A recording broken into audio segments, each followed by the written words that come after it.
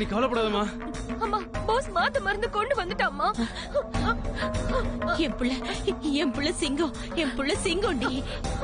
அவன் நம்மளெல்லாம் காப்பாத்திருவான்னு எனக்கு தெரியும்டி, எனக்கு தெரியும். அவ எப்படியாவது காப்பாத்தி ஆகணும்னு சொல்லி எங்களுக்கு கான்ஃபரன்ஸ் கால் வந்திருக்கு. சோ அமைச்சர் ஐயாக்கு தான் மருந்து ரெடி பண்ணணும். அதை தயார் பண்றதுக்கு கொஞ்ச நேரம் ஆகும். அது வரைக்கும் அமைச்சரை கண்ணை மூடாம பாத்துக்குங்க. அந்த மருந்தை சாப்பிடுறப்ப அவர் சுயநினைவோட இருக்கணும்.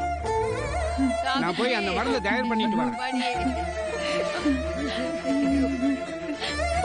பெரியப்பாவை காப்பாத்துறது சரி, அடுத்த 2 பேர் யாருன்றத இப்பவே